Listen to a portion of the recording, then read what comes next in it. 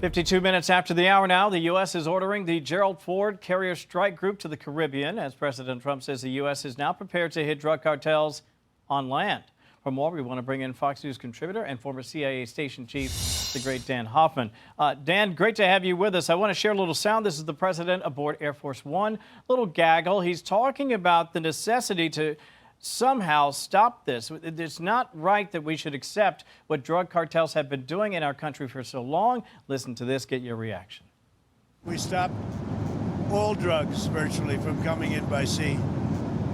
And we'll stop all drugs from coming in by land very shortly. You'll see that starting. They're not going to want to do that. They're not going to want to do that. But you're going to see drugs stopping coming into our country, just like we stopped prisoners and drug dealers, drug addicts.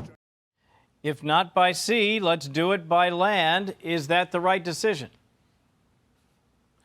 Well, this is a clear statement of U.S. foreign policy to take the fight to the enemy. The administration has designated these drug cartels as terrorists, and so they're going to find and fix and finish these guys. What I think is important going forward, look, there have been 10 strikes so far in the Caribbean and the Eastern Pacific. We need to know a little bit more about the individuals whom the administration is striking. These are U.S. military operations, and so transparency, I think, is the order of the day. These are not covert CIA operations.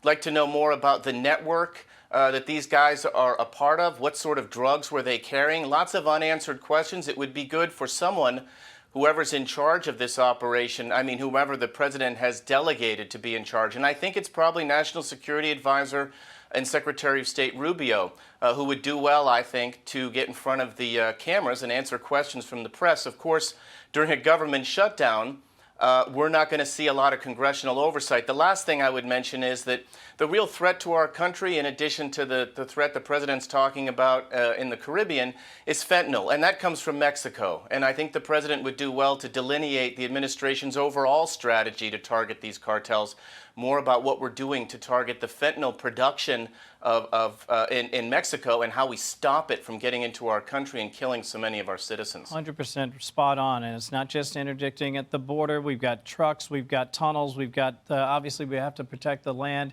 but also the sea. But I think production is really where the focus has to be. 15 seconds or so left. You mentioned Marco Rubio, the Secretary of State.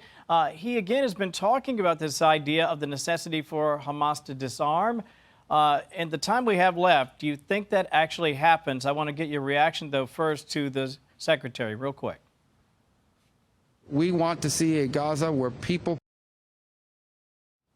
can live without Hamas, where they have jobs, where they have prosperity, where they have opportunities. I'm not telling you that's going to be set up next week, okay? That's a long-term project.